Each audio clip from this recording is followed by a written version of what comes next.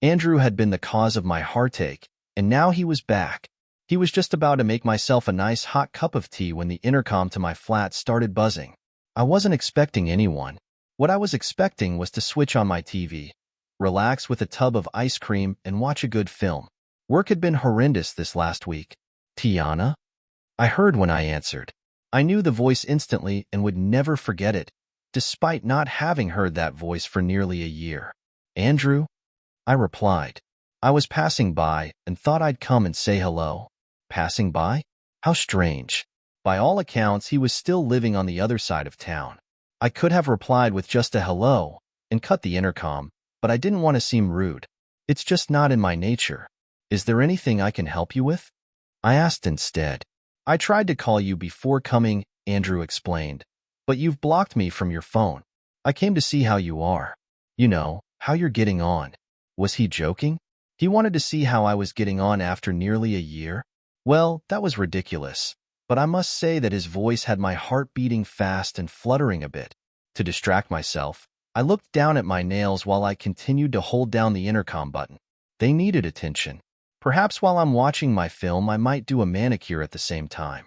That's how shocked I was at this sudden appearance of my ex-boyfriend. I had hesitated long enough for him to ask, "Can I come up?"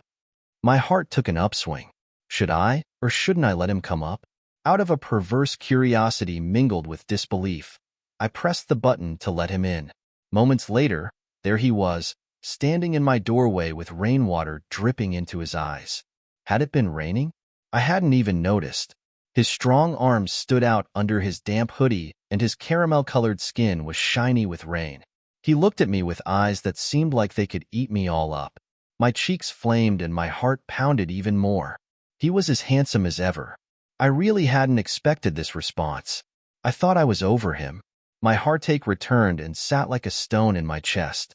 I stood aside and let him in. After closing the door behind him, I retrieved a towel, quickly composed myself by taking a few deep breaths, then walked back to the living room on shaky legs. He wiped his face, his arms, and his neck. "Has something happened with your family, or something?" I asked, still confused as to why he was here. He shook his head. "As I said, I was passing by," he repeated. "I've been thinking about you a lot lately. I thought I'd see how you were doing. I hope you don't mind me arriving on your doorstep like this," he added. See how I was doing? After all this time, and after what he had put me through, I couldn't form a sensible reply, so I nodded to the sofa. "Sit down," I told him. "I'll put the kettle on." I still love him, I thought as I removed another mug from the cupboard. I adore him, I thought as I stirred in sugar. He was the only man I ever wanted, but he wasn't mine to have, not anymore. Andrew took a sip of his tea. "You remembered how I like my tea," he remarked. "How could I forget? We'd been together for years. We'd laughed together, holidayed together. We'd made plans. Why did he have to come now, out of the blue, and turn my mind upside down? How's life?" I asked. "Oh, life's fine," he replied. "I've been studying mostly. Upskilling. I'm working towards a promotion." I raised my eyebrows. I wasn't asking about work, but what did I expect? A detailed rendition of his life without me and instead with his new lady friend? That's good. I nodded. He looked at me and smiled a bright, white smile. I always said he should audition for a toothpaste advert. Then he glanced around the room. "I like what you've done with the place. It's dark and moody with a woman's touch. Really cozy. And I like the wall-to-wall bookcase." We had chosen this flat together, and of course he wouldn't have seen the changes, the olive-painted walls, the deep green sofa that he was shamelessly sitting on. Some items had been gifted by friends. He wouldn't have known that all my friends had gathered around to help me decorate when I was at my lowest. The heartache stone had caused me to fall into a deep depression. He turned back to me and smiled with his big brown eyes. How I had once loved those eyes. "You look good, Tiana," he remarked, smiling. I was standing in my house clothes, an old pair of pajamas with an equally old green wool jumper on top. I really didn't look good, but it was nice for him to say so. "Thanks," I said. "Why don't you come and sit down?" he asked. While I sat down, I realized that he wouldn't know that when he left I'd resorted to comfort eating and crying a lot. Once I'd realized I would never cry over a man again, I soon stopped that nonsense and lost the weight I had put on.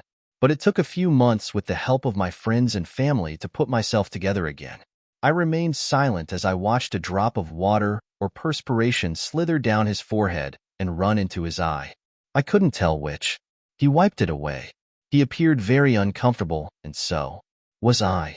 He shuffled in his seat nervously, then opened his mouth to say something, but I got in first. "Look, Andrew," I began. "I'm sorry to be so blunt, but what is it you actually want?" He was a bit taken aback by my tone. The love I was momentarily feeling while I was making the tea was starting to dissipate quite quickly. Deep down inside me, the pain and heartache he had caused began to shift and move. For months, the agony of him leaving me sat like a stone behind my sternum, reminding me of him every minute of every day. I'd given him 8 years of my life, and he was back, it seemed, all smiley and personable. "I wasn't actually passing by," he finally confessed. "I wanted to tell you that I accept I treated you badly. I never should have left you the way I did." His smile had gone and his lips softened. His words seemed sincere. The heartache stone in my chest began to shift. My pulse slowed. I remained calm, despite the turmoil he was causing me. "I made a huge mistake," he continued. "I should never have left you. Can you ever forgive me?" I thought about that and let him know from my expression that I was thinking while I came to my decision. He wouldn't know that I had finally forgiven him months ago. Otherwise, I would still be crying to this very day. "Yes, I forgive you," I told him. "I forgive you for everything." "You do?" His smile was enormous as he rattled on. "I was a fool, Tiana. Like they say, you don't realize what you've lost until it's gone." "That's true," I agreed. It was a shame that he hadn't thought about that at the time. He never did apologize to me. An apology at the time wouldn't have been near enough adequate, but at least he could have said it. Now his words were so sweet, so tender. He leaned in towards me and took my hands in his. I let him. He squeezed them gently with his sweating palms. My pulse ran fast again. The stone I had carried with me all these months ground itself to powder and finally dissipated. I felt joy come over me, joy that the heartache stone had finally gone. He was smiling like I was his whole world. I think he misinterpreted my sudden internal happiness and freedom. Perhaps he could feel it. "You have always been kind and understanding, Tiana," he said. "I miss you so much." He leaned in closer. I could smell his aftershave, the same aftershave I had bought him for the last 5 Christmases. The last time I had seen Andrew, he'd just left me for another woman. He left weeks before we were due to move in together into this very flat. Had he been heartless about it? Not really. "Tiana," he'd simply said, "I've met someone else at work. I've been meaning to tell you for a while, but I couldn't find the right time." We talked at length about it. He said what he needed to say, and I said what I wanted to say, and that was the end of that. Then he'd grabbed his things and left. But I was glad that he had come around today. Seeing him in the flesh reaffirmed my position on the matter. It freed me. "So what is it you really want to say, Andrew?" I asked. "Why are you here?" "I'm asking if we can start again," he said. "If you're prepared to have me back." Quite suddenly, I felt sorry for him. He had made a mistake, as we all do. I looked into his eyes, which were full of hope and longing. He had obviously broken up with his new lady friend, and I was glad that he spared me the sordid details. This conversation was about me and him only. It was difficult to find the right words, so I said what came out naturally. "I'm sorry, Andrew. I'm not sure that it can work between us," I told him. "I just don't think I can trust you in that way anymore. And to be honest, you can't promise me that you'd never do it again."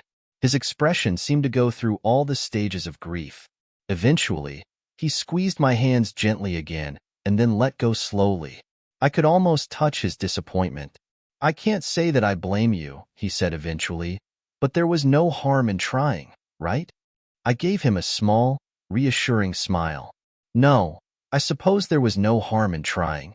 My heartache stone was built on tears that had solidified and become as hard as stone.